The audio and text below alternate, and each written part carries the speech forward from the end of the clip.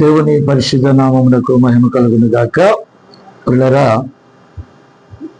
మరి పరిశుద్ధ గ్రంథం చదువుకొని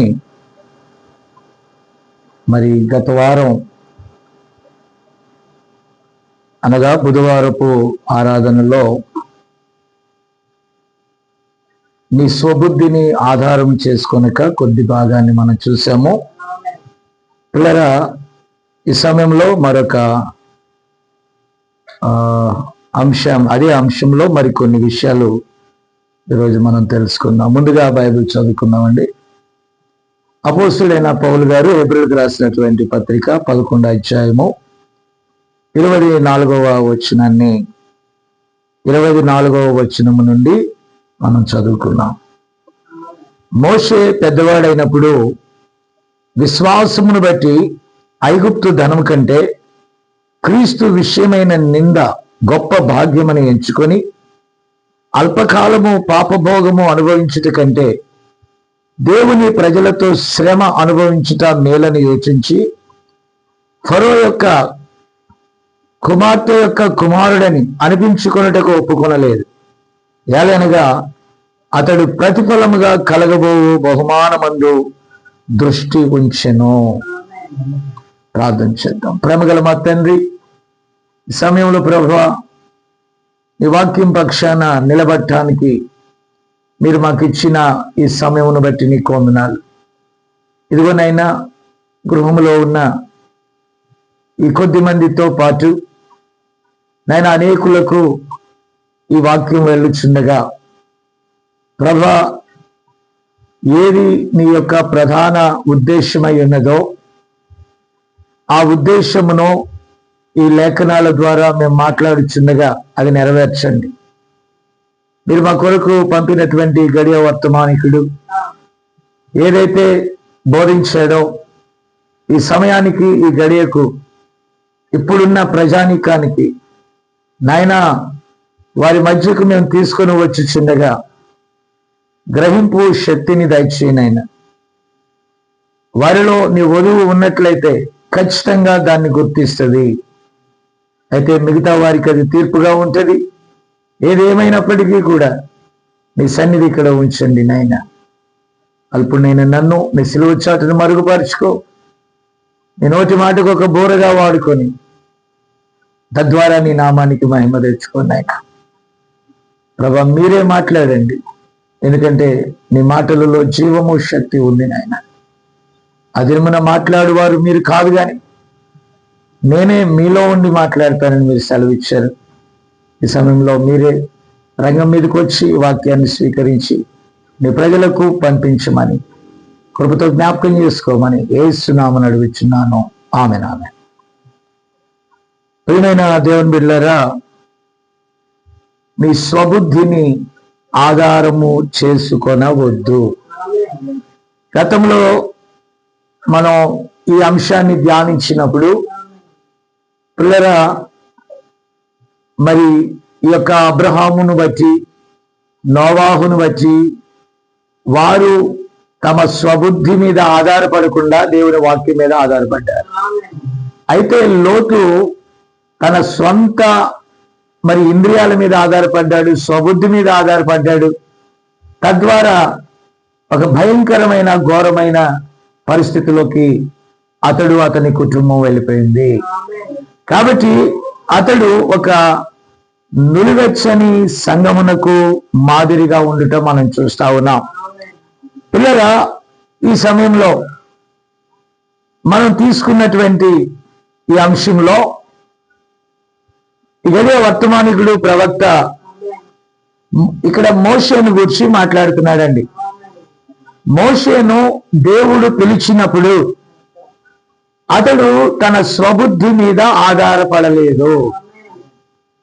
పిల్లరా, ఐగుప్తుకి రాజు కావలసిన అతడు ఎన్నడూ కూడా ఆ గొప్ప మరి ఆ రాజరికపు వైభోగాన్ని అనుభవించటానికి ఇష్టపడలేదు. కానీ ఆమేన్, అతడు పైనున్న దాన్ని, అంటే 5 ఇంద్రియాల ద్వారా దాన్ని ఆస్వాదించలేదు, కానీ 6వ ఇంద్రియము ద్వారా ఆయన దృశ్యమైన వాటిని చూడలేదు, కానీ అదృశ్యమైన వాటిని చూసి దేవుని మరి ప్రజలతో, లేకపోతే దృశ్యమైన వాటికి వారు మరి అసహ్యులుగా ఉన్నప్పటికీ దేవుని ప్రజలతోనే తాను ఉండటం గొప్ప భాగ్యమని ఎంచుకున్నాడు.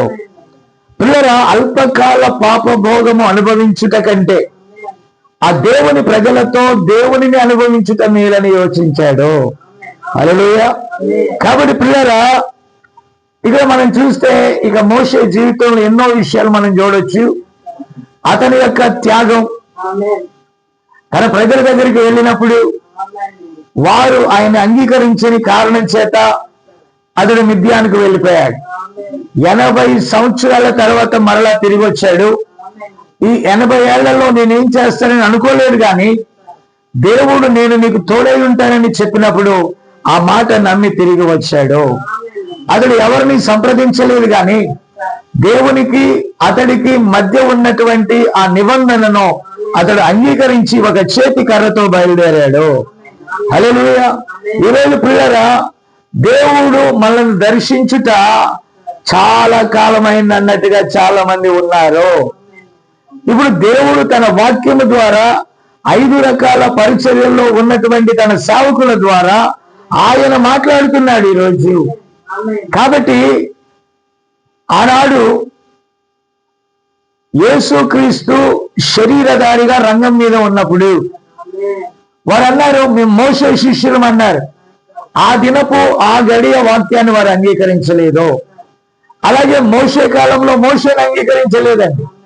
దయచేసి గమనించాలని నేను ప్రభు పేరట మనవి చేస్తున్నాను.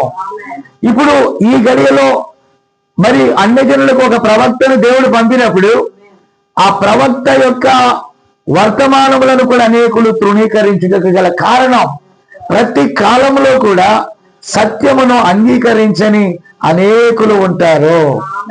కాబట్టి పిల్లరా, ఇక్కడ మనం దయచేసి గమనించినట్లయితే ఈ గడియ వర్తమానికుడు వచ్చి అనేకమైన మర్మాలను మనకు తెలియజేసినప్పటికీ కూడా అనేకులు అంగీకరించలేకపోయారు. హల్లెలూయా. కానీ ఆయన ప్రణాళికలో ఉన్నవారు దాన్ని పట్టుకున్నారు, దాన్ని వెంబడించారు.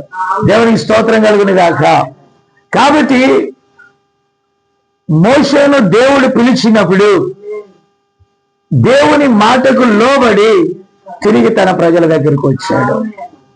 ఇక మోషే గురించి చెప్పాలని అంటే ఎన్నడూ కూడా అతడు తన మీద తాను ఆధారపడలేదు, కానీ దేవుని మాట మీద ఆధారపడ్డాడు.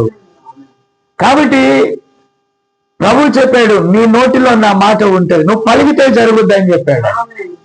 కాబట్టి పిల్లరా, మీరు గమనించినట్లయితే ఈ గడిలో ఒక వర్తమానికిని దేవుడు పంపించి అతని నోటి మాటను దేవుడు ధృవీకరించాడు. అయితే పిల్లరా, ఆయన రంగం నుంచి వెళ్ళిపోయాడు. ఇంచుమించుగా ఒక తరము దాటి మరొక తరానికి మరి దగ్గర పడతా ఉంది. అనగా 2 తరాలు మరి ఆయన రంగం నుంచి వెళ్ళిపోయిన తర్వాత 2 కొత్త తరాలు వచ్చాయి. దేవునికి స్తోత్రం కలుగును గాక. అయితే పిల్లరా, ఈ గడియకు దేవుడు 5 రకాల పరిచర్యల్లో ఉన్నటువంటి వధువు స్వరాన్ని పెట్టాడు. దేవునికి స్తోత్రం. ఈ రోజు ఆ వధువు స్వరము ఆ ప్రవక్తల ద్వారా మాట్లాడిన దేవుడు ఈ రోజు తన వధువు ద్వారా మాట్లాడుచూ ఉన్నాడు. చాలా మంది అంటున్నారు ఈ రోజు దేవుడు మాట్లాడతాడని. 100% మాట్లాడతాడు. వధువు ఆయనలో ఒక భాగము, మాస్టర్ పీస్. కాబట్టి పిల్లరా, ఈరోజు క్రీస్తు యొక్క గుడారము ఆనాడు ప్రవక్తలో ఉన్నది. ఈరోజు ఆ గుడారాన్ని దేవుడు తన వధువులోనికి మార్చుకున్నాడు. కాబట్టి ఆయన నిన్న నేడు నిరంతరం మారని దేవుడై ఉండి తన వధువు ద్వారా మాట్లాడుతున్నాడు. ఎప్పటి వరకు అంటే రాప్చర్లో కొనిపోబడి వరకు. కాబట్టి పిల్లరా, ఇక్కడ మనం గమనిస్తే దేవుడు వారి మధ్యకు మేఘస్తంభముగాను అగ్ని స్తంభముగాను వచ్చాడు. ఈ పరిచర్యలో ఆ మేఘస్తంభము ఉన్నది, అగ్ని స్తంభము ఉన్నది. ఆ సూచనలు ప్రవక్తకు ఇవ్వబడటం జరిగింది. దాన్ని మనము నమ్మి విశ్వసించి ఈ వర్తమానాన్ని మనం అంగీకరించాం. సో ఈరోజు మరల అలాంటి సూచనలు మన మధ్య లేనప్పటికీ ఈరోజు దేవుని యొక్క వాక్యములోని సర్వ సత్యమే ఆ సూచన అయి ఉన్నది. కాబట్టి వధువు తన్ను తాను సిద్ధపరుచుకుని ఉన్నది. ఎందుకంటే జగత్ పునాది వేయబడక మునిపే గొర్రెపిల్ల యొక్క జీవ గ్రంథములో ఆమె వ్రాయబడి ఉన్నది కనుక ఆ వాక్యాన్ని ఆమె తనలో రివీల్ చేసుకుంటా ఉన్నది. దేవునికి స్తోత్రం కలుగును గాక. ఇప్పుడు వధువు కూడా ఎప్పుడు కూడా అనేక బోధల మీద ఆధారపడదు. ఒక ప్రవక్త పంపబడ్డాడు, ప్రవక్త ద్వారా వర్తమానం వచ్చింది, ఆ వర్తమానం మీద వధువు ఆధారపడుతుంది.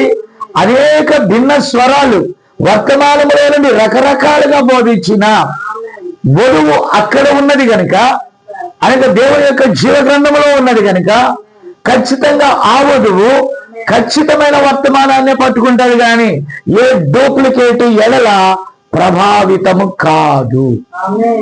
అందుకే ప్రవక్త పలుమార్లు చెప్పాడు, ఏమన్నాడు తెలుసా? వధువు మోసగింపబడదు. పిల్లల మోసే కాలంలో మనం చూసాం ప్రజల్ని, అనేకులు ఆ యొక్క యోర్దాను దాటి అవతలకు వెళ్తే కనానులో ప్రవేశించేవాడు. కాబట్టి ఆ భౌతిక ఇశ్రాయేలు కాదేశు బర్నియా దగ్గర విభిన్న బోధలు వచ్చినప్పుడు తర్జన భర్జన అయింది. ఈరోజు రాక్షసులకు ముందుగా రకరకాల బోధలు వచ్చినప్పుడు వధువు తన స్వబుద్ధి మీద ఆధారపడదు కానీ వధువు దేవుని వాక్యం మీద ఆధారపడుతుంది, పరిశుద్ధాత్మ మీద ఆధారపడుతుంది. ఈ గడియకు ఇవ్వబడిన ఆ యొక్క మెసేజ్ ద్వారా తాను ఏం నిర్ణయం తీసుకోవాలో ఆమె తీసుకుంటుంది. ఆమెను ఎవరు కూడా బలవంతం చేయలేరు, ఆమెను ఎవ్వరు కూడా ప్రలోభ పెట్టలేరు. Because why? కారణం ఏంటంటే ఆమె ప్రణాళికలో ఉన్నది. చాలా మంది వాదోపవాదాలకు దిగుతున్నారు, ఒకరినొకరు ఖండించుకుంటున్నారు, విమర్శించుకుంటున్నారు. వర్తమానంలో ఉన్నంత యుద్ధ వాతావరణం సంఘ శాఖల్లో కూడా నేను చూడలేదండి. కాబట్టి పిల్లరా, ఎవరైనా కొందరు సేవకులు వచ్చారు వస్తున్నారని అంటే వారిని అన్ని రకాలుగా పరిశోధించితేనే గాని పుల్పిట్ ఇవ్వలేని పరిస్థితి వచ్చింది ఈరోజు. నా మాట గమనించాలి. కారణం ఏంటంటే ఎవరు ఏ విత్తనాన్ని వేస్తారో భయం వేస్తుందండి ప్రియరా. అయితే నేను ఒకటి చెప్తాను, వధువైతే మోసగింపబడదు. Praise the lord. కాబట్టి పిల్లరా, ఇక్కడ నా అంశం అది కాదు కానీ ఇక్కడ ఈ మోషే, ప్రైజ్ గాడ్, ప్రవక్త అంటాడు దేవుని యొక్క వాగ్దానముల పరంపర ఆయన చెప్పిన మాటల చొప్పున అతడు బేస్ అయినప్పుడు వారిని కేవలం చేతికర్రతో కొన్ని అద్భుత కార్యాలతో మిరకల్స్ తో అక్కడ ఆ రక్తము గురుతు కింద ఉన్నటువంటి ఆ ప్రజానీకాన్ని అరణ్య మార్గములో సాగిపోవటానికి తీసుకొని వచ్చాడు. అంటే ఐగుప్తు దాస్యత్వంలో నుండి వారు బయటకు వచ్చారు. బయటకు వచ్చిన తర్వాత ఇక్కడ ప్రవక్త అంటాడు ఎర్ర సముద్రపు మార్గాన తీసుకొని వెళ్ళాడండి. దేవుడు చూపిస్తున్నాడు ఆ మార్గాన్ని. హల్లెలూయా. చాలా మంది అంటారు దేవుని సేవ అంటే కష్టం లేకుండా ఏమన్నా ఉంటుందా? దేవుని సేవే కష్టం. చాలా మంది అనుకుంటున్నారు అది పూల మార్గం అని. నా అనుభవంలో నేను చెప్తున్నాను, మనసులో పూలుగా ఉంటాయి కానీ కాళ్ళ నిండా గాయాలేనండి. నా మాట విన్నారా? అంటే అంత శ్రమతో కూడుకున్నటువంటి భారయుక్తమైన పరిచర్య. చాలా మంది ఎలా భ్రమపడుతున్నారంటే ఈ వర్తమానంలో ఉన్నవారు కారుల్లో తిరుగుతున్నారు, కోట్ల రూపాయల విలువైనటువంటి భవనాలు కట్టుకున్నారు, వాళ్ళు చాలా ప్రశాంతంగా ఉన్నారు అనుకుంటున్నారు. పిల్లల కొందరికి అలా ఇచ్చి ఉండొచ్చండి. ప్రవక్త కాలంలో కూడా సంఘ శాఖల వారు ఉన్నారు, పెంటెకోస్తు అర్బర్ కలిగినటువంటి వారు ఉన్నారు. ప్రియమైన దేవుని బిడ్డలారా, ఓరల్ రాబర్ట్స్ ఉన్నారు, బిల్లీ గ్రహం ఉన్నారు. వీళ్ళందరూ కూడా దైవజనులే. కానీ వారి యొక్క స్వంత గృహాలు అక్కడ హాలీవుడ్ లో అత్యధిక ధనవంతులు ఎవరంటే ఆ ఫిల్మ్ ఇండస్ట్రీలో ఉండేవారంట. వారికి పోటీ పడుతూ ఇల్లు కట్టుకున్నారంట. నా మాట గమనించారా? అయితే దాన్ని చూసినప్పుడు ప్రవక్త కంగారు పడ్డాడు, ప్రభా మరి నా సంగతి ఏంటి అని. పిల్లరా, దేవుడు చెప్పిన మాట ఏంటో తెలుసా? అయ్యా, వారు బాగా లేదో భూమి మీద వాళ్ళు పొందుకున్నారు, నేనే నీకు భాగమై ఉన్నాను, నేనే నీ దేవుడినై ఉన్నాను, నాలోనే నీకు భాగం ఉంది, నేనే నీకు భాగమై ఉన్నప్పుడు నీకేది కావాలో నాకు తెలుసు, నువ్వు నన్ను ప్రేమించు, దట్స్ ఆల్.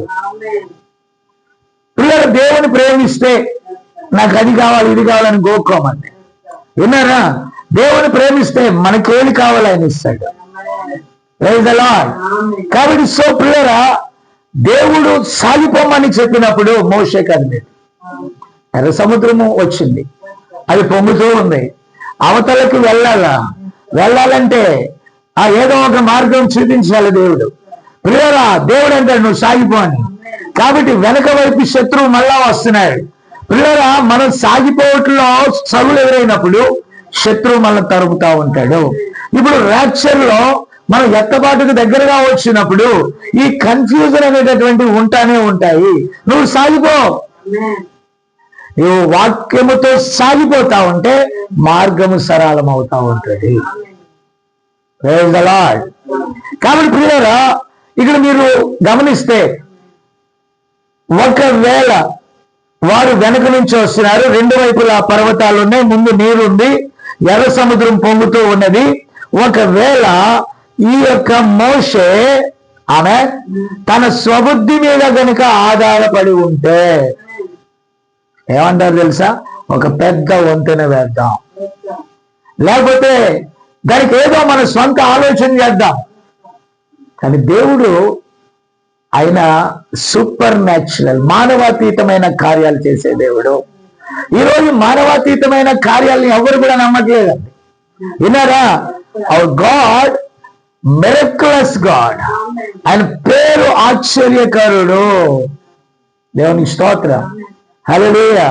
కాబట్టి బైబుల్ని నీ 5 ఇంద్రియాలతో చదివితే నమ్మలేవండి.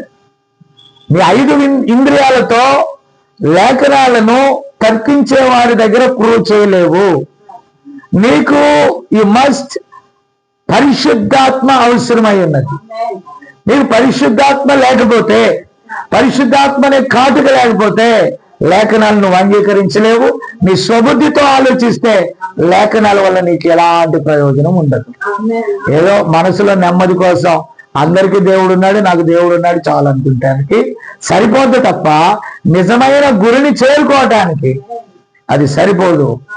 నీకు పరిశుద్ధాత్మ అవసరమై ఉన్నది. హల్లెలూయా. కాబట్టి పరిశుద్ధాత్మ మీద ఆధారపడిన వాడు అధైర్యపడడు. కాబట్టి ఇక్కడ అంటున్నాడు, ఒకవేళ వెనుకకు ముందుకు వెళ్ళడానికి సాధ్యం కాకపోతే అతడు గనుక ఒకవేళ స్వబుద్ధి మీద ఆధారపడి ఉంటే వెనకకు వెళ్ళి ఫరో పాదాల మీద పడి సారీ నేను తప్పు చేశాను అని అడిగి ఉండేవాడు. విన్నారా? మీరు గమనించారా? కానీ అతడు స్వబుద్ధి మీద ఆధారపడలేదు. Praise God. ఈరోజు మన స్వబుద్ధి ద్వారా వర్తమానం చదివితే, ఈరోజు మన స్వబుద్ధి ద్వారా దాన్ని అర్థం చేసుకోవాలనుకుంటే రకరకాల బోధలు వస్తాయి. నీవు పరిశుద్ధాత్మ ద్వారా కనుక దాన్ని పట్టుకున్నట్లయితే హల్లెలూయా. పిల్లరా, దేవుని కృపలో ఈ పరిచర్యలో ప్రజల మధ్య గణపరచబడాలని కాదు, కానీ ఇవ్వబడిన కొన్ని సంఘాలు ఉన్నాయి ఆ దేవుని కృప ద్వారా. అయితే నాలో పెట్టిన నియమం అది కాదు. నీవు ఎక్కడికి నేను పంపిస్తానట్టు వెళ్తా సువార్తను వ్యాప్తి చేయన్నాడు. పిల్లరా, నేను సువార్త చెప్పేది మారు మనసు పొందండి, రక్షణ పొందండి, బాప్తిస్మం పొందండి, ఇవన్నీ ఈ సంఘ శాఖలు చెప్పే అలాంటి విధానంలో నేను వెళ్ళట్లే. ఈ గడియకు ఒక వర్తమానం ఉంది. ఈ గడియ వర్తమానం ప్రకారం మీరు పొందిన బాప్తిజం తప్పు, ఈరోజు సరైన బాప్తిజం ఇది అని నేను చెప్పినప్పుడు వాళ్ళు ఓడివైతే దాన్ని అంగీకరిస్తారు. అంగీకరించారని ఒప్పొందను, అంగీకరించలేదని చింతించడం. ఎందుకంటే దేవుని ప్రణాళికలో ఉన్న వాళ్ళు దాన్ని పట్టుకుంటారు. అయితే నాలోని నియమం ఏంటంటే, నన్ను కదుపుతూ ఉన్నప్పుడు నేను కదిలి వెళ్ళాల. అంతేగాని సేవకులను కొంతమందిని అడిగి, అయ్యారు ఇలాగా దేవుని ఆత్మ నన్ను ప్రేరేపిస్తుంది, మరి అలాగ వెళ్ళమంటారా వద్దంటారా? ప్రియరా, ఇలా కనుక నేను అడిగాను అనుకో, ఎందుకు బ్రదరు ఒక సంఘాన్ని ఏర్పాటు చేసుకొని ఒక పెద్ద చర్చి కట్టుకొని దాంట్లో చక్కగా ఎయిర్ కండిషన్ పెట్టుకొని దానికి కావలసిన అన్ని నువ్వు సమకూర్చుకొని అక్కడే ఉండి వాక్యం చెప్పుకోవచ్చు కదా. వెరీ గుడ్, మంచిదేనండి, అందరూ అలా చెప్పుకోవచ్చు. కానీ నాలోని నియమం అది కాదు. నువ్వు బయలుదేరు, నువ్వు కదులు, నువ్వు వెళ్ళి నేను చూపించిన స్థలములోనే ఆ వాక్యాన్ని ప్రకటించు. చాలా మంది అడుగుతున్నారు, అయ్యారు ఓసారి ఆకివీడు అని పెడుతున్నారు మీ అడ్రస్. నేను ఎక్కడ ఉంటే అక్కడే నా అడ్రస్ అండి. ఒకనాడు ఆకివీడు నా అడ్రస్, మెడ్రస్ ఈ రోజు నా అడ్రస్. కాబట్టి రేపు వద్దున దేవుడు ఇంకో చోటుకి తీసుకెళ్ళి అక్కడ ఏదైనా పరిచర్య చేయమన్నాడు అనుకో, అప్పుడు నా అడ్రస్ అది. అయితే మీకు స్థిరమైన అడ్రస్ లేదా? ఉంది, పరలోకము నా స్థిరమైన అడ్రస్. అపోస్తలులకు ఏ అడ్రస్ ఉందో వారు ఎక్కడ ఉంటే అదే అడ్రస్. ప్రియరా, దేవుడు కదుపుతున్నప్పుడు సాగిపోవాలి.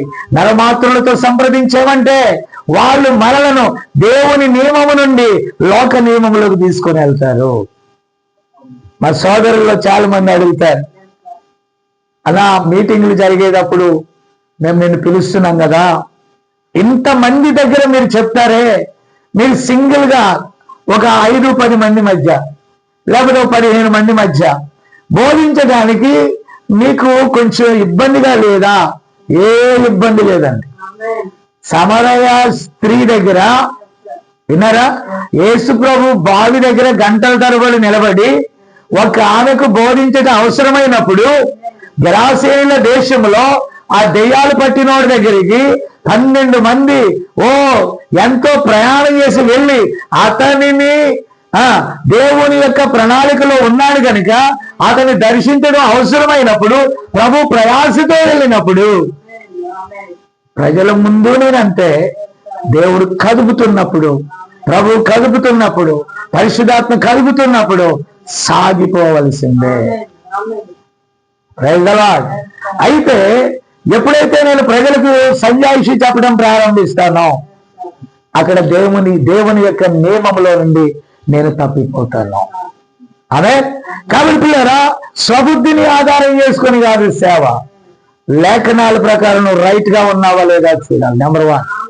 వర్తమాన ప్రకారం నువ్వు చేసే పని కరెక్టా కాదా, ఆ తర్వాత పరిశుద్ధాత్మ నిన్ను నడిపించే స్థితిలో నువ్వు చక్కగా సాగిపోవలసి ఉన్నది. Praise the lord. కాబట్టి ఇక్కడ మోషే క్షమాపణ అడగల, అయ్యా నేను సగం దూరం సేవ చేశానయ్యా, సముద్రం దాకా వచ్చానయ్యా, ఒకవేళ పొరపాటుగా నాకు అనిపిస్తుందయ్యా, నాకు పరిస్థితులన్నీ రివర్స్ గా ఉన్నాయ్యా, ఇరువైపులాగా ప్రశాంతత లేదయ్యా, ఆర్థిక ఇబ్బందులు ఉన్నాయ్యా, కష్టకాలంగా ఉందయ్యా, గో బ్యాక్, వెనక్కి వెళ్ళిపోతానయ్యా, నా సంఘ శాఖలోకి వెళ్ళిపోతానయ్యా, లోక విధానంలోకి వెళ్ళిపోతానయ్యా అని అనలేదు మోషే. నీకన్నాడు కూడా నేను అలా ఆలోచించు. దేవునికి స్తోత్రం కలుగును గాక. నేను వెళ్తా ఉంటానని అందరికీ తెలుసు. ప్రియులు, ఇది నన్ను గురించి నేను చెప్పుకోవట్లేదు, కానీ నేను ఏ వాక్యం అయితే చెప్తున్నానో ఆ కాలంలో నా కొరకు ఇవ్వబడిన వాక్యానికి నేను లోబడుతున్నాను. Praise the lord. అందుకే చాలా మంది నా తోటి మరి వర్తమాన సేవకుల స్నేహితులైన స్నేహితులతో నేను చెప్తాను, దేవుడు నాలో ఏ నియమం పెట్టాడో నేను అటు వెళ్తున్నాను అని. ప్రియ సహోదరులు వరంగల్ అడిగారు, అయ్యా ఏంటి అని అడిగితే నాలోని నియమం. మళ్ళా చెన్నై ఉంది సార్ బోర్డు, నాలోని నియమం. కాబట్టి పిల్లరా, అది నన్ను నడిపిస్తా ఉంది. దేవునికి స్తోత్రం కలుగును గాక. అవునండి, కాపరి పరిచర్య ఉంది, కాపరి ఒక చోట ఉంటాడు, అలాగే మరి ఉపదేశకుడు ఉన్నాడు, అలాగే అపోస్తుడు ఉన్నాడు, ప్రవక్త ఉన్నాడు. ఇలాగున ఈ 5 రకాల పరిచర్యల్లో నాలో పెట్టిన నియమము ప్రకారమే అది నన్ను తీసుకెళ్తుంది. కాబట్టి ఇప్పుడు నన్ను గురించి నేను మాట్లాడట్లా, నా స్వబుద్ధి మీద నేను ఆధారపడలేదు, దేవుని వాక్యం మీద ఆధారపడి కదులుతున్నాను. అలాగే మనం చూసినట్లయితే యెహోషువ, దేవుడు మాట్లాడాడు, యెహోషువ నువ్వెందుకు కృంగి ఉన్నావు? నేను మోషేకు తోడై ఉన్నట్లుగా నీకు కూడా తోడై ఉంటాను. నీవు అడుగుపెట్టు ప్రతి స్థలాన్ని నేను నీకు ఇస్తాను అన్నాడు. నీవు ఆ ప్రామిస్ ల్యాండ్ కి ఈ ప్రజలను తోడుకుని వెళ్ళాలి అని చెప్పాడండి. పిల్లరా, ప్రభు తోడై ఉంటానని చెప్పాడు. ఆయన ప్రవక్త మోషే. మోషే యొద్ద ఉండి మోషే ద్వారా నడిపించబడిన వాడు యెహోషువ. అప్పుడు ఆ బాధ్యతను అతడు స్వీకరించినప్పుడు సరాసరి దేవుని సహాయాన్ని కోరుకున్నాడు. స్వబుద్ధి మీద ఆధారపడలేదు, తన స్వంత జ్ఞానం మీద ఆధారపడలేదు. 10 మంది మనం అవతలకు వెళ్ళలేం, మనం వారిని జయించలేం.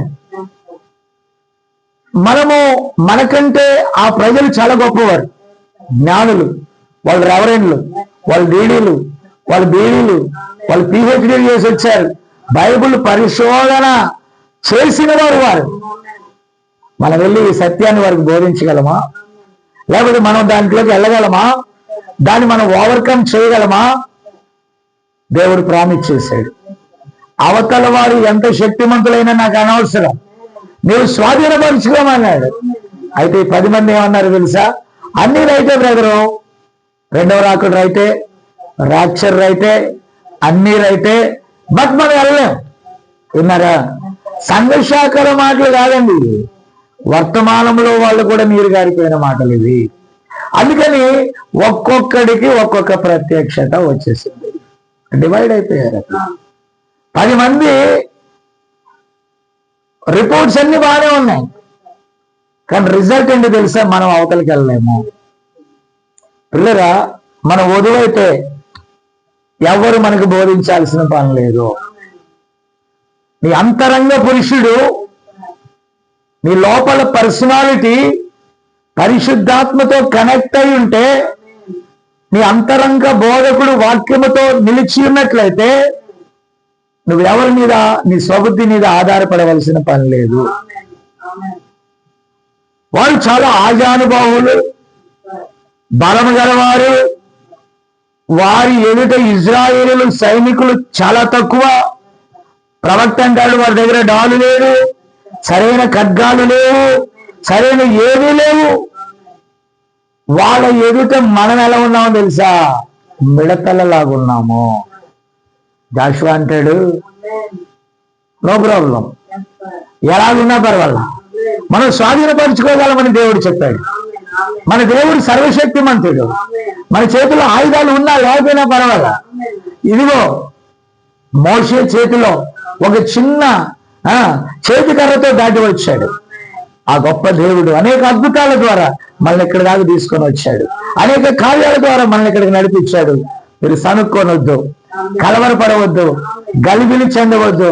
ఆమె కాబట్టి మీరు చక్కగా నిలిచి ఉండండి, మనం నిజంగా జయిస్తామని చెప్పాడు. బట్ అనేకులు సందేహించారు. వాళ్ళకి ఏం కావాలి తెలుసా? 10 మంది చెప్పింది కావాలి, 10 మంది చెప్పిన మాట కావాలి. పిల్లరా, నలుగురితో ఏదైతే చెప్పారో అదే రైట్ అనుకుంటాం. నో సార్, నువ్వు వధువైతే లేఖనం నుండి కుడికి గాని, లేఖనం నుండి ఎడమకి గాని, వర్తమానం నుండి కుడికి గాని, వర్తమానం నుండి ఎడమకి గాని నువ్వు తొలగవు. చాలా మంది అంటారు, వారు కొత్తగా వచ్చిన వారికి ఏం తెలుసండి వర్తమానము అని. ఆ 10 మంది నిలవసరికే. నా మాట విన్నారా? యెహోషువ, కాలేబు కొత్త నాయకత్వం, ఈ 10 మంది పాత నాయకత్వంలోనే ఉన్నారు.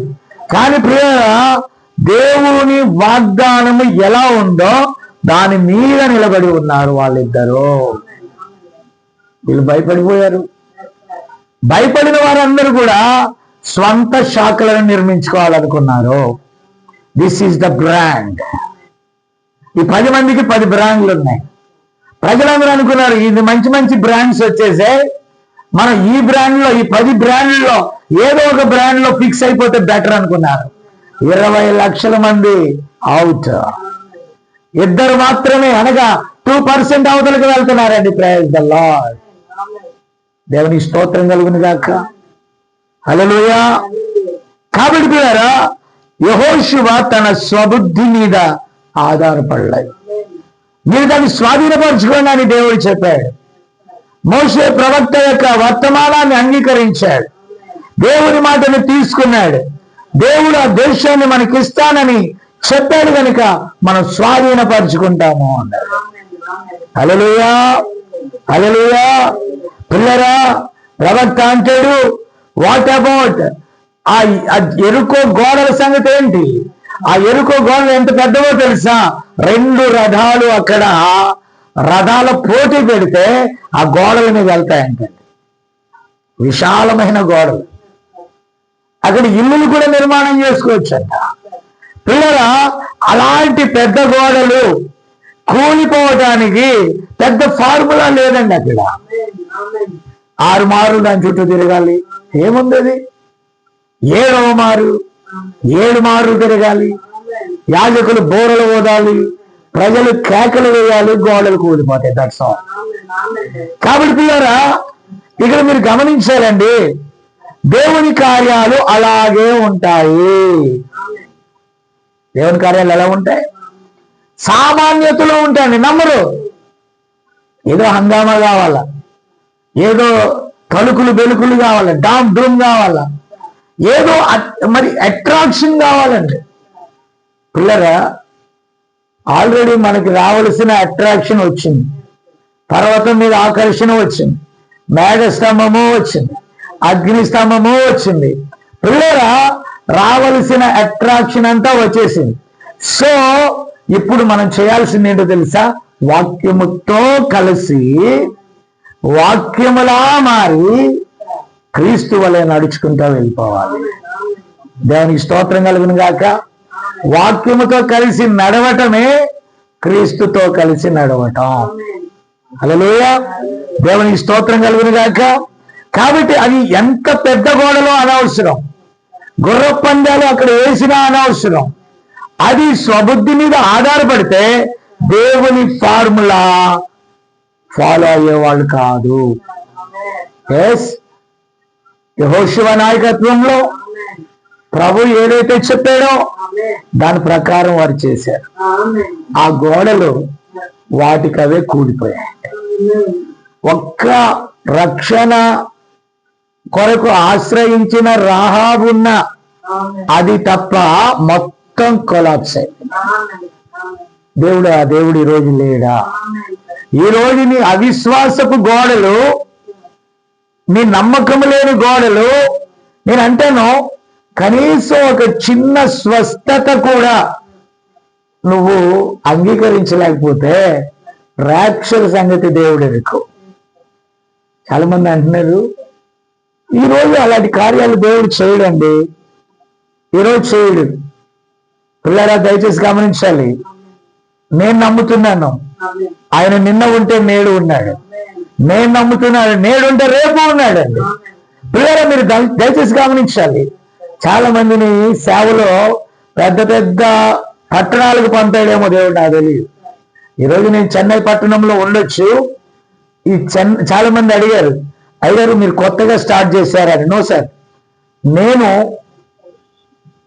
రక్షణ పొందిన అంటే త్రిత్వంలో, అంటే మా తల్లిదండ్రులు త్రిత్వంలో, నేను ఏ సంఘ శాఖలోకి వెళ్ళలేదు.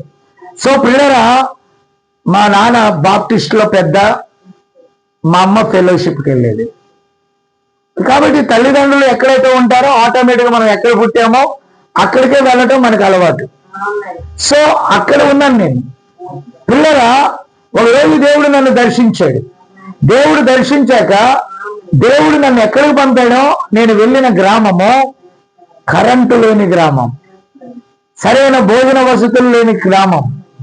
ఆ చిన్న కుగ్రామంలో ఒక చిన్న తాటాకుల ఇంటిలో నా సేవ నేను ప్రారంభించా.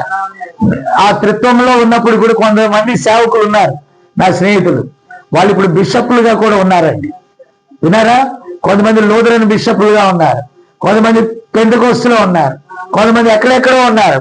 నేను ఏ ట్రైనింగ్ పొందలా. నేను దేవుని స్వరం విని నేను వెళ్తున్నప్పుడు వారు జోక్ చేస్తాను, నీకు ట్రైనింగ్ ఉందా, నీకు సర్టిఫికేట్ ఉందా, నువ్వు అది పొందావా, నువ్వు ఇది పొందావా, నాకేది లేదు. యెహోవా ఇలాగ సెలవిచ్చాడు, దేవుడు నాతో ఇలాగ చెప్పాడు, కాబట్టి నేను వెళ్తున్నానంటే యు ఆర్ ఫూల్ అన్నారు. ఏం పర్వాలేదండి, నేను ప్రజల మీద ఆధారపడలా, దేవుని స్వరం మీద ఆధారపడ్డా. కాబట్టి నేను నా బంధువుల దగ్గర లేకపోతే నేనున్న ఆ ప్రాంతంలో కనుక ఉన్నట్లయితే, ఒకవేళ ఈ వర్తమానం నా దగ్గరికి వచ్చినట్లయితే నేను ఖచ్చితంగా వాళ్ళని సంప్రదించే వాళ్ళని. మా ఫెలోషిప్ పాస్టర్ అది తప్పనేవాడు, బాప్టిస్ట్ పాస్టర్ అది తప్పనేవాడు. ఎప్పుడైతే నేను అరణ్యంలోకి వెళ్ళానో అక్కడికి ఆ వర్తమానం నా దగ్గరికి వచ్చినప్పుడు నేను అంగీకరించాను కనుక ప్రకాశం జిల్లాలో మారుమూల ప్రాంతాల్లో, ఆ చిన్న ప్రాంతాల్లో ఈ రోజు వధువు ఉంది. అక్కడ వధువు ఉంది కాబట్టి దేవుడు నన్ను అక్కడికి పంపించాడు. Praise the lord. కాబట్టి పిల్లరా, నేను నా స్వబుద్ధి మీద ఆధారపడలేదు. లేమి తెలుసు, కలిమి తెలుసు, సంపన్న స్థితి తెలుసు, దీన స్థితి తెలుసు. పిల్లరా, ఆ చిన్న గ్రామంలో దేవుడు ఎన్నో కార్యాలు చేశాడు ఈ వర్తమానాన్ని రుజువు చేయటానికి. పిల్లరా, అప్పుడు అది స్థిరపడాలంటే ఆ చదువు లేని ప్రజలు, ఏ రోజు కా రోజు కష్టపడే ప్రజలు, కష్టపడితేనే గాని భోజనము, మరి ఆ 5 వేలు నోట్లోకి వెళ్ళని పరిస్థితి కలిగిన ప్రజలకు నేను వాక్యం చెప్పాలంటే డినామినేషన్ లో లాగా వాళ్ళకు బోర్లు వేయించాలా, భోజన పదార్థాలు ఇవ్వాలా, ఏదేదో ఇవ్వాలా, అప్పుడు మాత్రమే ఏదైనా చేయగలుగుతాం. చర్చి కట్టించాలా. అక్కడ ఉన్న కొంతమంది ప్రజలు ఉన్నారు. ఫస్ట్ నేను అక్కడ ఉన్నప్పుడు వాళ్ళు, నేను చెప్పిన సువార్త చెప్పిన ప్రాంతంలో వాళ్ళు డినామినేషన్కి ఇచ్చేశారండి ఆ స్థలాన్ని. వినరా? అక్కడి నుంచి మరి ఆ లింగంగుంట్లని దానం గారు ఉన్నటువంటి ఊరుకు నేను వచ్చినప్పుడు వాళ్ళు అంగీకరించారు వాక్యాన్ని. హల్లెలూయా. పిల్లల, దేవుడు ఎవరిని ఎలా పిలవాలా అని తెలుసా.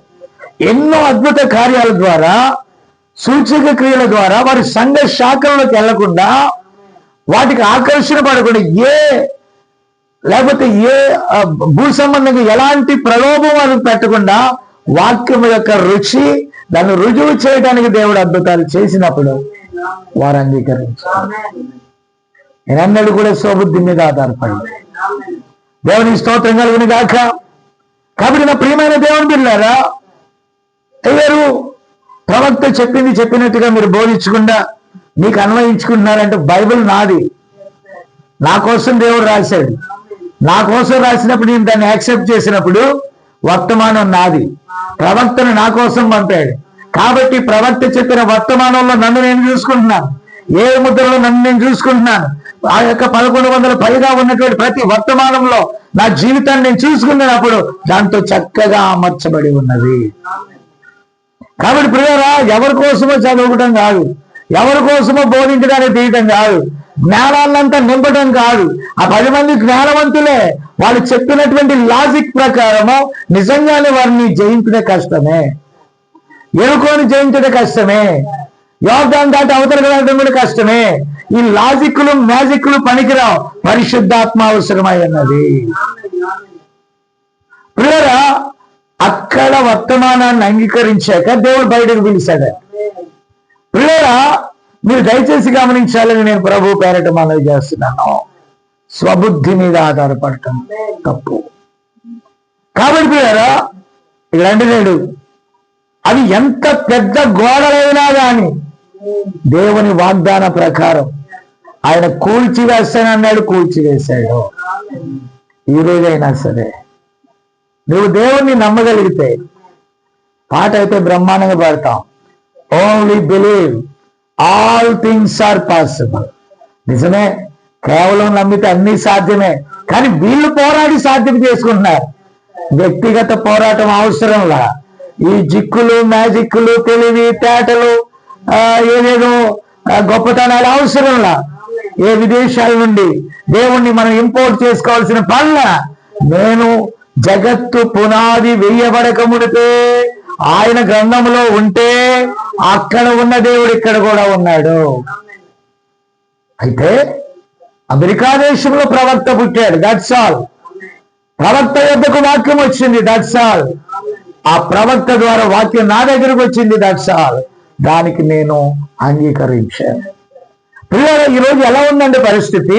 ఎవరో ఒకరు రావటం, అది చెప్తే ఆమెనని ఎగరటం తోకటం. మరి నీకేం లేదా? అంటే అతడు అవతల ఉన్న వ్యక్తి అతడే, మనిషే. ఆఫ్రికా వాడైనా మనిషే, అమెరికా వాడైనా మనిషే, ఇంకెక్కడి నుంచి వచ్చినా మనిషే. కాబట్టి దేవుడు నిన్ను వాడుకోడా? మీకు విషయం తెలుసా? అమెరికాలో ఏం లేదు, జీరో. కానీ ఆ వర్తమానాన్ని పట్టుకున్న కొందరున్నారు, వారు దాన్ని పట్టుకొని వేలాడుతున్నారు.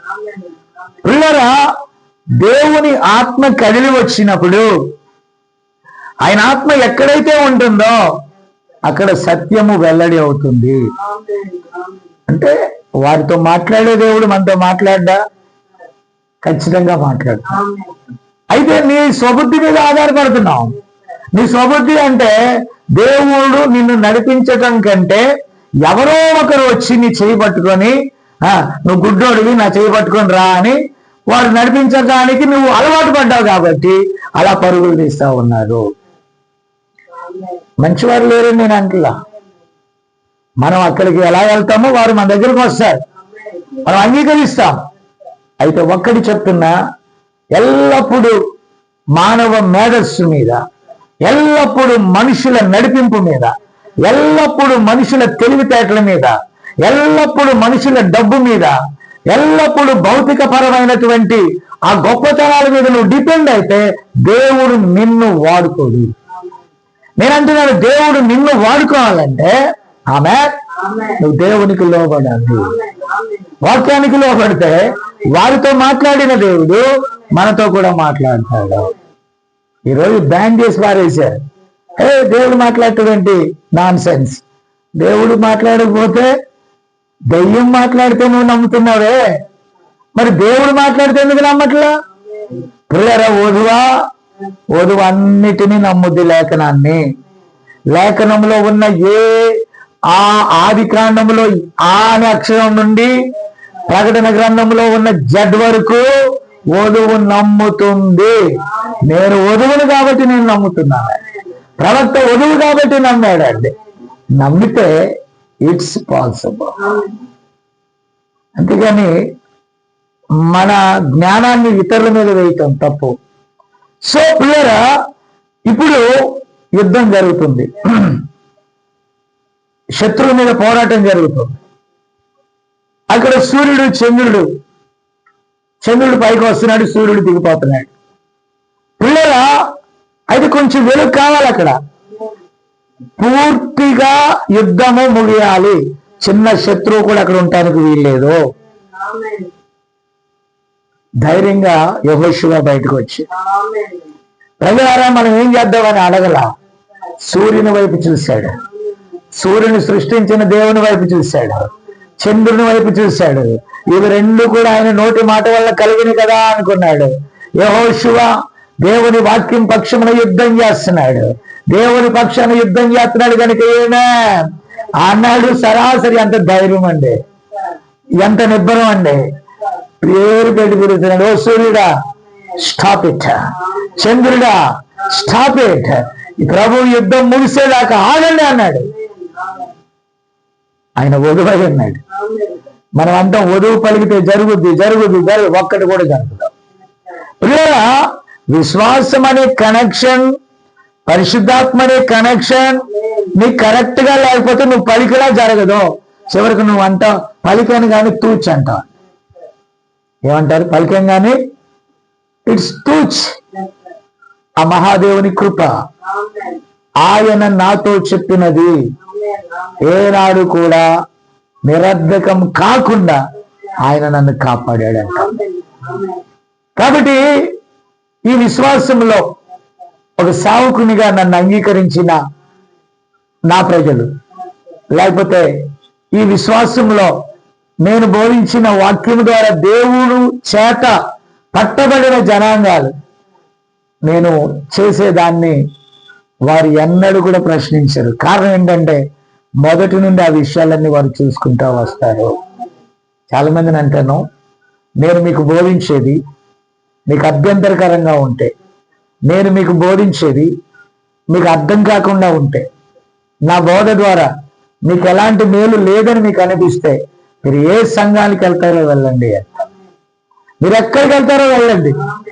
నేను నా కుటుంబము దీని మీదే నిలబడతాను. కానీ నా విశ్వాస కుటుంబంలో ఏదో కొద్ది గొప్ప వెళ్ళినా మ్యాక్సిమం వాక్యంతో నిలబడి ఉన్నారు. వారు ఉన్నారు కాబట్టి నేను ముందుకు కదులుతున్నాను. కాబట్టి నా ప్రియమైన దేవుని బిడ్డలారా, మన విశ్వాస యాత్ర ఏ మానవుని తెలివితేటల మీద ఆధారపడకూడదు. ఒకనాడు ఒక మానవుని ద్వారా కొన్ని విషయాలు నేను తెలుసుకున్నప్పటికీ ఆ బంధకాల్లో నుండి దేవుడు నన్ను విడిపించాక ఇంకెన్నడూ కూడా నేను వర్తమానంలో ఇవ్వబడిన వాక్యానుసారంగా, ముఖ్యంగా పరిశుద్ధ గ్రంథం మీద బేస్ అయి నేను ముందుకు కదులుతున్నాను. హల్లెలూయా. కాబట్టి పిల్లరా, ఇక్కడ జాషువా అంటున్నాడు, ఆగిపోమంటే రెండు ఆగిపోయినాయి. ఇది ప్రపంచంలో ఒక చరిత్ర.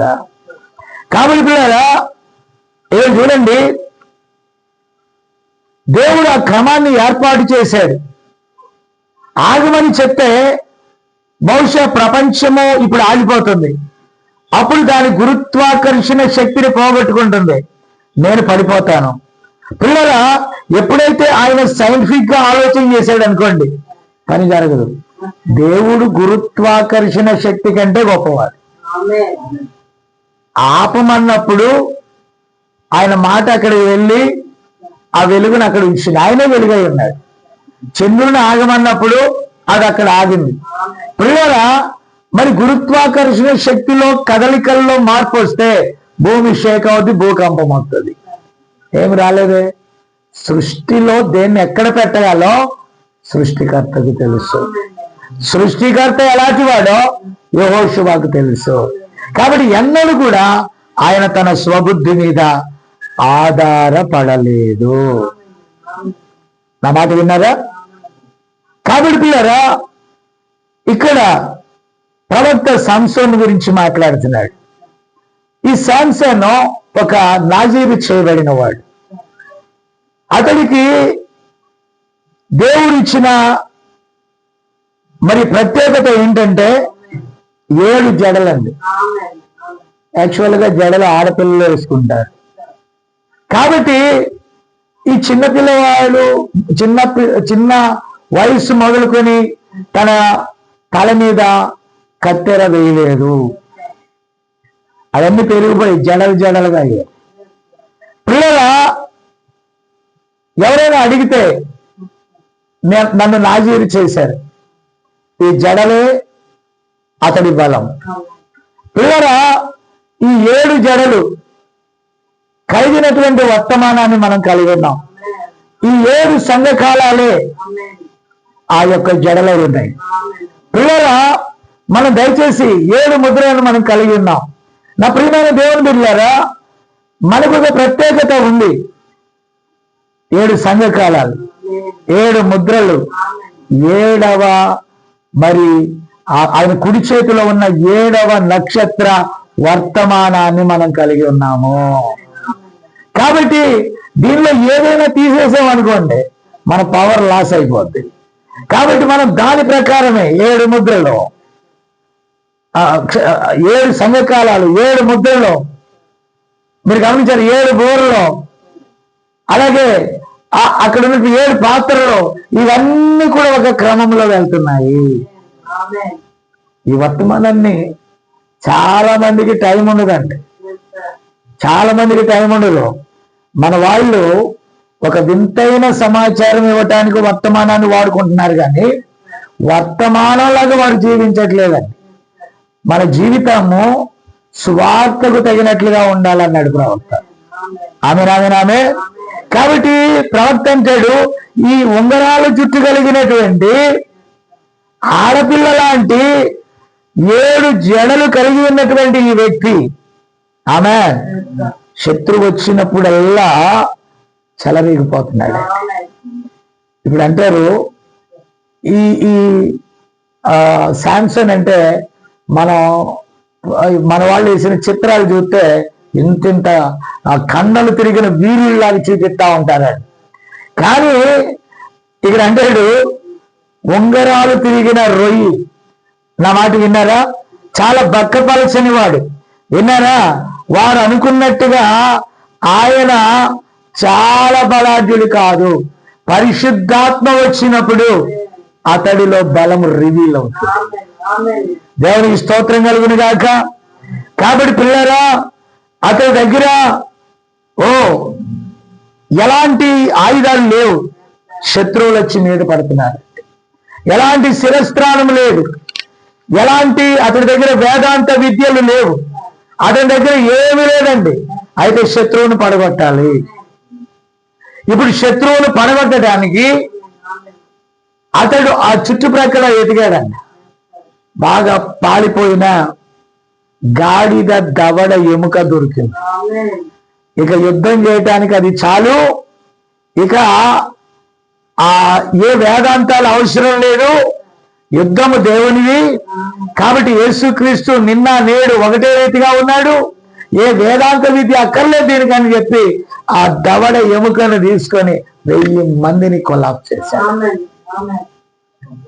నువ్వు దేవుని ఆత్మ ద్వారా నడిపించబడితే యుద్ధం నువ్వు చేస్తావు, కానీ దానికి నీ స్వబుద్ధి మీద నువ్వు ఆధారపడవు. హల్లెలూయా. కాబట్టి ఇంకా మనం చూస్తే పిల్లరా, ప్రవక్త దావీదును గురించి ఇక్కడ చెప్తున్నాడు అండి. ఏనా నేను కొంచెం పైన దాట వేసుకుంటూ వెళ్తున్నాను. పిల్లలు, ఈ దావీదు సౌలును మనం ఆలోచన చేస్తే, సౌలు రాజుగా అభిషేకించబడ్డాడు. సౌలు యుద్ధ నేర్పర్యైన వాడు. సౌలు ఆకారంలో బలాఢ్యుడిగా కనబడతాడు. పిల్లల, ప్రవక్త అంటున్నాడు, ఈ చిన్న దావీదు, ఈ గొర్రెల కాపరిగా ఉన్న దావీదు, ఆమేన్, ఆ చక్కని ఎర్రని వాడు, ఆ మాసిపోయిన దావీదు, వంగిపోయిన భుజములు గలవాడు, గొర్రె చర్మమును ధరించుకుంటూ ఉన్నాడు. పిల్లరా, అతని దగ్గరికి సింహం వచ్చింది గొర్రె పిల్లని ఎత్తుకెళ్ళటానికి. దాన్ని కొట్టి చంపేశాడు, గొర్రె పిల్లని విడిపించాడు. ఆ తర్వాత ఎలుగుబంటి వచ్చింది, దాన్ని కొట్టి చంపాడు, గొర్రె పిల్లని విడిపించాడు. అడవిలో అతని బలం ఎవరు కూడా చూడలా, కానీ అతడికి తెలుసు అది సింహమైనా ఎలుగుబంటి అయినా సరే, మరి ఏదైనా సరే నన్ను పిలిచిన దేవుడు నమ్మదగిన దేవుడు. అయితే రాజ్యం అంతా కూడా సైలెంట్ అయిపోయిందంటే, ఫిలిష్తీయుడు వచ్చాడు. వాడు సామాన్యుడు కాదండి, 6 మూరల జానుడు ఉన్నాడంట. చాలా హైట్ పర్సన్, చాలా బలాఢ్యుడు. అతని ఆయుధం నేతగాని దోన్ అంత ఉంటదంట. ఈ నేతను వేసేటప్పుడు ఒక దోన్ ఉంటదే, ఇలా కొడతా ఉంటారు. ఆ నేతగాని దోన్ అంత ఉంటదంట. పిల్లలు అంటే అంత పెద్ద ఆయుధం. ఆ ఆయుధాన్ని మొయటానికి కొంతమంది ఉండాల. ఏమని నా మాట అర్థమైందా? అతడు దేవుణ్ణి ధిక్కరించి నిలబడ్డాడండి. అక్కడ ఆ ఫిలిష్తీయుడు తమ దేవతల పేరిట దేవుని సమాజాన్ని ధిక్కరిస్తున్నాడు. అలాంటి ప్రవక్త సవాల్ చేశాడు. ఆయన ఏ డిబేట్లు పెట్టుకోవాలా, సవాలు చేసి దేవుని శక్తినే ప్రదర్శించాడు. అక్కడ ఈరోజు శక్తి లేని జ్ఞానం, శక్తి లేని భక్తి, శక్తి లేని కార్యాల వల్ల ఏం జరగదు సార్. అనవసరంగా పందుల ముందు ముత్యాలు వేయటం వల్ల ఉపయోగం లేదు. నీవు సమవిద్యగా ఉండాల. నువ్వు ఆత్మ గలవాడు అయితే ఆత్మ విషయాలు అవతల వ్యక్తి తెలిసిన వాడై ఉండాల. ఆ గుడ్డోడికి మనం ఏంటయ్యా చెప్పేది? ఏం లేదు. ఒకవేళ దేవుడు కన్నులు తెరవమని అంటే అతడు కన్నులు తెరవబడేటటువంటి సమయం వస్తే దేవుడు ఆ సమయాన్ని వాడుకుంటాడు. అంతేగాని మనం అందరి మీద పడి కళ్ళు తెరవలసిన పని లేదు. కాబట్టి పిల్లరా, దావీదు తన సోదరుడు సైన్యంలో ఉన్నారు. సౌలు ఆ యుద్ధ వాతావరణంలో సైలెంట్ గా ఉన్నాడు. ఫిలిష్తీయుడు ఇక్కడ రెచ్చిపోతా ఉన్నాడు. ప్రియమైన దేవుని బిడ్డలారా, ఇప్పుడు సజీవుడైన దేవుని యొక్క సైన్యము అక్కడ నిలబడి ఉండగా ఈ సున్నతి లేని వాడు, ఈ ఫిలిష్తీయుడు, ఓహో, ఈ దేవుని సంఘం యొక్క సైన్యమును బాహాటంగా సవాల్ చేస్తున్నాడు. ప్రియరా, అవతల ఉన్నటువంటి, నా మాట విన్నారా, ఈ గొలియాతుకి బీడీలు ఉన్నాయి, పిహెచ్డీలు ఉన్నాయి. కాబట్టి అన్ని ఉన్నాయని సౌలు రాజు భయపడుతున్నాడు. కానీ చిన్న దావీదులో దేవుడు ఉన్నాడు. నీకు వాక్యం తెలుసుంటే, నీ వర్తమానం తెలుసుంటే నువ్వు ఎవ్వరికి భయపడవలసిన పని లేదు. ఆమేన్. కాబట్టి నా ప్రియమైన దేవుని బిడ్డలారా, ధైర్యమే పరిశుద్ధాత్మ శక్తి. శక్తియు బలమును ఇంద్రియ నిగ్రహములు కలిగిన ఆత్మని దేవుడిచ్చాడు, కానీ పిరికితనము కలిగిన ఆత్మను దేవుడు ఇవ్వలేదు. హల్లెలూయా. కాబట్టి ఇక్కడ ప్రవక్త అన్నాడు, సౌలు అన్నాడంట, కుర్రవాడా నువ్వు ధైర్యవంతుడివే, గుడ్, కానీ నీవు కనీసం చిన్న చిన్న ఆయుధాలతో వెళ్ళాల. అవతల వాడు బలాఢ్యుడు, కాబట్టి నీవు కనీసం పిహెచ్డి అన్న చేయాలా, ఎల్ఎల్క్యూ అన్న చదవాలా, ఎల్ఎల్బి అయినా చదవాలా, పిహెచ్డి అయినా చదవాలా, కనీసం కవచం అన్నా ఉంచుకోవాలా, కనీసం అది ఏదో చేసుకోవాలా. సార్ నాకు ఇది సరిపడదు సార్, వేసుకున్నాను కానీ వీటితో నేను యుద్ధం చేయలేను, నాకు ఒక నియమం ఉంది, ఆ నియమం ప్రకారమే నేను పోరాడతాను. దేవుడు, నేను సింహాన్ని దేంతో కొట్టి తరిమాను, ఎలుగుబంటిని దేంతో కొట్టి తరిమాను, ఆ ఆయుధం నాకు పైనుండి ఇవ్వబడింది, అది నాకు చాలు, అది నా చేతికి కరెక్ట్ గా అమరుతుంది. కాబట్టి మీ ఆయుధాలతో నేను వాడుకోలేను, మీ ఆయుధాలు నేను అనుకరించలేను. దేవుడు నాలో ఏ నియమం పెట్టాడో ఆ నియమంతోనే నేను యుద్ధం చేస్తాను. సరే అనుకున్నాడు సౌలు. ఉంటే ఉన్నాడు, పోతే పోయాడు, ఏమవుతుందో చూద్దామని. దేవునికి స్తోత్రం కలుగును గాక. కాబట్టి ఆ చిన్నవాడు ఆ చిన్న రాయిని విసిరి కొడితే దేవుడే అతన్ని పడగొట్టేశాడు. హల్లెలూయా. నువ్వు ధైర్యంగా నిలబడు, యుద్ధం దేవుడు చేస్తాడు. ఈరోజు ధైర్యం లేదు. ధైర్యం నీలో ఉండాలంటే పరిశుద్ధాత్మ కావాలి. పరిశుద్ధాత్మ లేనివాడు పక్కన వాళ్ళ మీద ఆధారపడతాడు. పరిశుద్ధాత్మ లేనివాడు ఇంకోటి సలహాలు అడుగుతాడు. పరిశుద్ధాత్మ లేనివాడు వాళ్ళని వీళ్ళని సలహాలు అడుగుతాడు. పిల్లరా, ఈరోజు వర్తమానంలో కొన్ని కార్యాల్లో ముందుకు రాబట్టి మిగతా వర్తమానంలో ఉన్నవారు అంగీకరిస్తున్నారు. కానీ అడవిలోంచి ఒక వ్యక్తి వచ్చి, నేను ప్రారంభంలో వచ్చినప్పుడు ఎవరో కొందరు ఆ సేవకులు నేను వాక్యానికి పిలుస్తా ఉండేవాడిని. ఎందుకంటే నేను చిన్నవాడిని, అంటే వయసులో కాదు కానీ వర్తమానంలో చిన్నవాడిని అప్పుడు. కాబట్టి పిల్లరా, వాళ్ళు పిలిస్తే వాళ్ళు పోతా ఏమనేవాళ్ళు తెలుసా? ఏం బ్రదరు, ఇక్కడ మీరేం నేర్చుకుంటారు? మీరు ఇక్కడ ఏం నేర్చుకోలేరు, కానీ మీ పాస్టర్ గారికి ఏం తెలీదు, మీ పాస్టర్ గారికి అసలు వర్తమానమే తెలీదు, ఇక్కడుంటే మీరు పాడైపోతారు. పలానా ఊర్లో మా దగ్గరికి రండి, అక్కడ ఉండదు, లేకపోతే పక్కన ఇంకోటి ఉంది, అక్కడికి వెళ్ళండి. ప్రియరా, నిజమే, మనకు వర్తమానం తెలియకపోతే అందరూ కూడా మనల్ని వాడేసుకుంటారు. ప్రియరా, అది నమ్మకమైన వాళ్ళు ఉన్నారు కొంతమంది, వాళ్ళ గురించి నేను అనను. కాబట్టి ప్రియరా, వాళ్ళు ఏం చేశారు తెలుసా?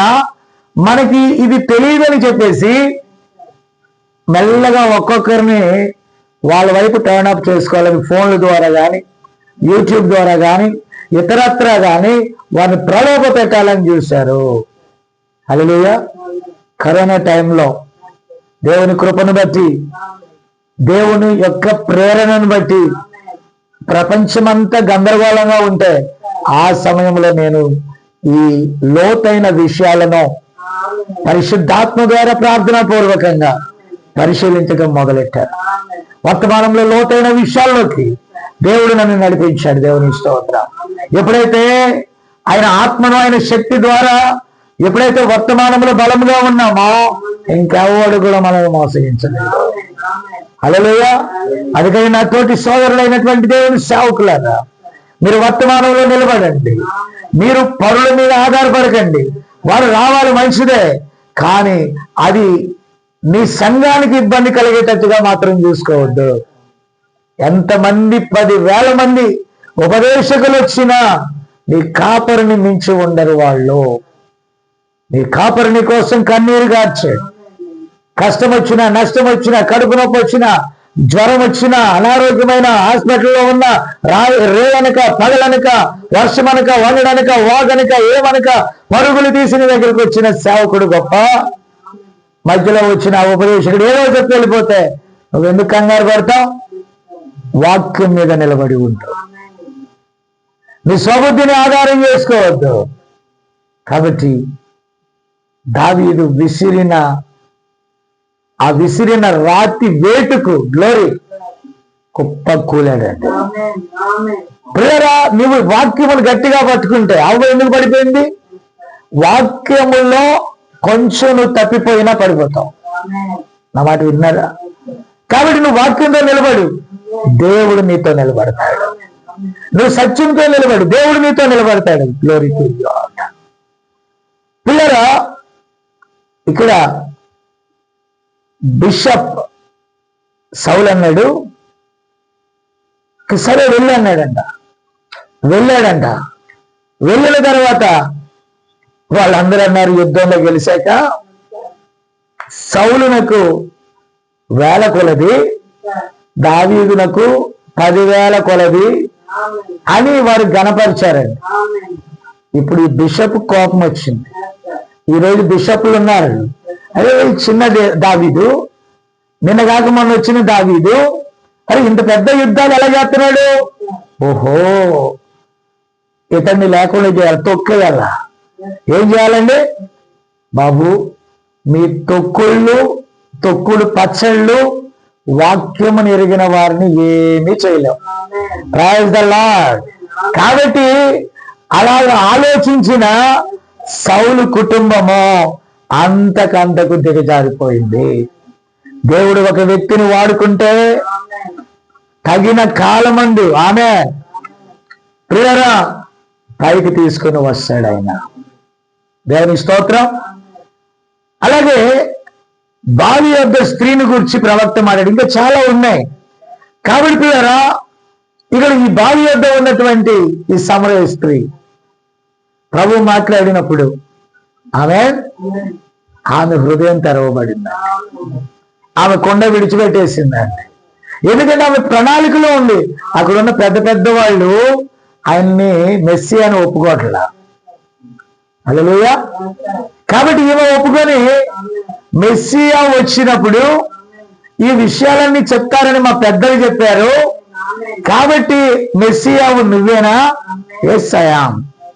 అయితే నిన్ను గురించి ప్రకటించడానికి నేను వెళ్తాను. నా ప్రియమైన దేవుని బిడ్డలారా, దేవుని ప్రణాళికలో ఉన్నవాడు వారు ఏ పరిస్థితుల్లో ఉన్న వాక్యాన్ని అంగీకరిస్తారు. ఒకవేళ ఆమె వెళ్ళి ఒక ఆయన ఇలా నాతో అన్నాడు, నిజమేనంటావా అని అందనుకో, ఫెయిల్ అయ్యాడు. స్వబుద్ధి మీద ఆధారపడితే ఫెయిల్ అయ్యాడు. కానీ దేవుని వాక్యాన్ని నమ్మింది కనుక ఆమె అంగీకరించబడింది. అలాగే ప్రియులు, మీరు దయచేసి గమనించాలి. మరి కన్య మరియను గూర్చి మనం ఆలోచన చేస్తే ప్రవక్త అన్నాడు, ఇదిగో ప్రభు దాసురాలను నీ చిత్తము చొప్పున, నీ మాట చొప్పున జరుగునుగాక అని అన్నది. పరిశుద్ధాత్మ ఆమె ఆవరించింది, కమ్ముకున్నది. ఆ పుట్టబోయే శిశువు పరిశుద్ధుడని దేవుని దూత ద్వారా చెప్పినప్పుడు నీ దాసురాలను నీ మాట చొప్పున జరుగునుగాక. ప్రియరా, ఒక పెళ్లి కాని ఒక కన్య ఇప్పటికీ కూడా వివాదాస్పదంగానే ఉన్నది. ఒక వాక్యాన్ని అంగీకరించాలంటే దైవ శక్తి అవసరం. Praise the lord. Oh my, దేవునికి స్తోత్రం కలుగుగాక. కాబట్టి ఆమె అంగీకరించింది. ఎన్ని అవమానాలు వస్తాయో ఆమెకు తెలుసు, ఎంత కష్టమో ఆమెకు తెలుసు, పరిస్థితులు ఎలా ఉంటాయో ఆమెకు తెలుసు. బట్ స్వబుద్ధి మీద ఆధారపడలేదు. కాబట్టి ఎప్పుడైతే దేవుని వాక్యానికి లోబడిందో ఆమె ద్వారా దేవుడు చెప్పినది జరిగినది. ఏ ప్రామిస్ అయితే ఆమె నమ్మిందో అది పొందుకున్నదండి. దేవుని స్తోత్రం కలుగును గాక. అలాగే మనం చూస్తే రక్తస్రావ రోగి, పిల్లలు ఇంకెన్నో ఉన్నాయి. ప్రవక్త చాలా చెప్పాడు. ఆమె తన దగ్గర ఉన్న డబ్బంతా కూడా వైద్యులకు ఖర్చు చేసిందంట. ఇక ఆఖరి పైసా కూడా అయిపోయింది. ఇక కేవలం మిగిలింది విశ్వాసం అనే పైసా. కాబట్టి ప్రభు అటు వస్తున్నాడని తెలుసుకుంది, సమాచారం విన్నది, అలికిడి విన్నది. అయితే వారందరిలోకి నేను వెళ్ళలేనని ఆమె తెలుసుకున్నది. ఆమె విశ్వాసం ఎలాంటిదో తెలుసా? కేవలం విశ్వాసము ద్వారా వస్త్రపు చెంగు ముడితే చాలనుకున్నది. హల్లెలూయా. వస్త్రపు చెంగు మాత్రం ముడితే చాలనుకున్నాను. దేవునికి స్తుతి కలుగును గాక. ఎప్పుడైతే వస్త్రపు చెంగును ముట్టిందో ఆమెలో ఉన్న రక్తధార ఆగిపోయింది. ప్రభు అన్నాడు, నాలో నుండి ప్రభావం వెడలిపోయిందని చెప్పాడండి. హల్లెలూయా. దేవుని స్తోత్రం కలుగును గాక. ఆమె ఆగిపోయింది, జరిగినదంతా చెప్పింది. ఆమె విషయాలన్నీ కూడా మనము వింటున్నాం. ఈరోజు వైద్యులు ఆమెను నిస్సహాయురాలుగా వదిలేశారు, అందరూ ఆమెను పంపించేశారు. కానీ ఆమె నమ్మకము, ఓ మాయ్. చాలా మంది సంఘ శాఖలు హాస్పిటల్ కట్టిస్తారు, పలానా వాళ్ళకు ఫ్రీ అంటారు, క్రైస్తవులకు ఫ్రీ అంటారు. ఇక్కడ ఏ హాస్పిటల్ అవసరం లేదు సార్. ఆమె నమ్మింది, ఆమెకున్న క్యాన్సర్ రోగం పోయింది. కాబట్టి పిల్లరా, ఇక్కడ ప్రవక్త అంటాడు, నీవు నమ్మితే నీలో ఏ రోగమున ఈ రోజు స్వస్థపరచగల దేవుడు మన మధ్య ఉన్నాడు. భూమి ఆకాశము లయమైపోయినా దేవుని వాక్యము నిలిచి ఉంటది. పిల్లరా, ఇక్కడ ఒక చిన్న విషయాన్ని మీతో చెప్తాను. అక్కడ ఒక స్త్రీ తిన్నగా ఆమె ప్రక్కనే కూర్చున్నది. ఆమె పేరు శ్రీమతి హ్యారిస్. ఆమె నాకు పరిపూర్ణంగా ఒక కొత్త వ్యక్తి. కానీ ఆత్మ ఈ స్త్రీని తాకినప్పుడు ఆమెయు ఆ స్త్రీతో పాటు జాలిపడ్డది. ఆమె కాలిఫోర్నియా నుండి వచ్చింది, అది నిజము. ఆమె భుజముల బాధతో ఉన్నది, అది నిజము. దేవుడు నిన్ను స్వస్థపరుస్తాడని నమ్ముతావా? అది సత్యమైతే నీ చేతిని ఎత్తుమో. ఆ ప్రకారం ప్రజలు నిన్ను చూస్తారు. కాబట్టి ఎప్పుడైతే ప్రవక్త చెప్పాడో ఆ కొత్త వ్యక్తి నిలబడింది. ఈరోజు దేవుని వాక్యము నీ వద్దకు వచ్చినప్పుడు, ఆమేన్, దేవుని వాక్యము నీ వద్దకు వచ్చినప్పుడు, దేవుని వాక్యం నీతో మాట్లాడుచున్నప్పుడు ఈరోజు చాలా మంది ఒప్పుకోవటానికి ఇష్టపడారు. ఇంకొక చిన్న మాట చెప్పి ముగించేస్తా. ఇండియా దేశంలో నేను చూశాను, వారు అరుస్తూ పైకి కిందకి ఎగురుతూ యేసుక్రీస్తును నిరాకరిస్తూ గాలములతో నీటి బంతులను తీసుకొని వాటిని వారి చర్మము గుండా నెట్టి మండుచున్న నిప్పు కొరివిలపై వాళ్ళు నడుస్తూ ఉన్నారు. పిల్లరా, అయితే ఎప్పుడైతే వినరా, దేవుడు అక్కడికి రంగం మీదకి వచ్చి ప్రవక్త ద్వారా ఒక గుడ్డివాని కన్నులు తెరిచాడో, ఆమె నా మాట విన్నారా? కాబట్టి వారందరూ కూడా ఒక్కసారిగా ఆయనను ముట్టాలని పరిగెత్తుకొని వచ్చారు. పిల్లరా, స్వబుద్ధి మీద ఆధారపడితే ఆ మాంత్రిక తాంత్రికుల వ్యక్తుల మధ్య ప్రవక్త నిరూపించబడేవాడా? నా గొప్ప సంతోషాల్లో ఒక ప్రాముఖ్యమైనది ఏంటంటే, ప్రభు శిష్యుల్లో తోమ ఈ ఇండియా గడ్డ మీదకి వచ్చారు. అలాగే ఈ 7 సంఘకాలములలో 7 సంఘకాలములలో ఆయన కుడి చేతిలో ఉన్న 7 నక్షత్రాలలో ఒక నక్షత్రమైన ఆమెన్ ఆమెన్ ఈ గడియ వర్తమానికుడు ఇండియాలో తూర్పు దిశనున్న ముంబై పట్టణానికి వచ్చాడు. ఈ గడ్డ మీద క్రీస్తు శకములో మొదటి శతాబ్దంలో శిష్యుడైన తోమ వచ్చాడు. అలాగే ఈ కాలం యొక్క ముగింపులో దేవుని చేత పంపబడిన ప్రవక్త విలియం మ్యారియన్ బ్రెన్హామ్ గారు ముంబై పట్టణానికి వచ్చి షేక్ చేశాడు. ఆనాటికి ఈ వర్తమానానికి ఎవరు లేరు. ఆ ధూళిని అలా వేసినప్పుడు ఆ ధూళి కణాలలో నుండి మనం పుట్టాం. క్రియేషన్, దేవునికి స్తోత్రం కలుగును గాక. ఆ వాక్యానికి మనం పుట్టామండి. నా దినం వచ్చినప్పుడు ఆ వాక్యాన్ని నేను అంగీకరించాను. నా దినం వచ్చినప్పుడు ఆ వాక్యానికి నేను లోబడ్డా. నేను దేనికి లోబడ్డాను? దాన్ని ప్రకటిస్తున్నాను. నేను ప్రకటించినప్పుడు వారు దాన్ని అంగీకరించారు. హల్లెలూయా. ఇంకా చాలా విషయాలు ఉన్నాయి, కానీ ఇప్పటికి సమయం లేదు కనుక ఈ అంశాన్ని నేను ఇంతటితో ముగిస్తున్నాను. ప్రియమైన సహోదరులారా, దేవుడు మీకు ఏదైనా కార్యం చేస్తే ఎవరి మీద ఆధారపడకండి, ఎవరిని సంప్రదించకండి. నీ బైబిల్ వర్తమానం దాన్ని 100% నమ్ము. దేవుని ప్రేమించు వారికి మేలు కలుగుటకై సమస్తమును సమకూర్చి జరిగించేవాడు ఆయనే. నువ్వు నమ్మితే నువ్వు దాన్ని చూస్తావు. ఈ రోజైనా సరే దేవుడు ఎల్లప్పుడూ కూడా నమ్మదగిన దేవుడు. ప్రార్థన చేద్దాం. ప్రేమ కలిగిన మా తండ్రి పరిశుద్ధుడా, ఈ శనివారం వర్షిప్ లో కొంతమంది ప్రభువా రాలేని పరిస్థితి, వారి వద్దకు ఈ మెసేజ్ పంపుతూ ఉన్నామయ్యా. నా కుటుంబము మరికొందరు కలిసి ఇక్కడ ఉన్నాం. వారితో పాటు ఆత్మీయ కుటుంబం కూడా వింటున్నారు, అనేకులు కూడా వింటున్నారయ్యా. వారందరిని దీవించి ప్రభువా, స్వబుద్ధి మీద ఆధారపడకుండా నీ వాక్యం మీద ఆధారపడి సత్యమైతే ఖచ్చితంగా నమ్మాలి, తెలుపని నమ్మాలి, నలుపని నమ్మాలి. ఏది నిజమో ఏది అబద్ధమో నీ వాక్యము సత్యాన్ని అంగీకరించాలని వారు పరిశుద్ధాత్మ అవసరం. నీ కృప దయచేయమని మహిమ ఘనత ప్రభావాలు నీకే ఆరోపిస్తూ అదేవ మమ్మల్ని మేము నీకు ప్రతిష్ఠ చేసుకుంటూ యేసుక్రీస్తు నామమున అడుగుచున్నాను. Amen. Amen. God bless you. Praise.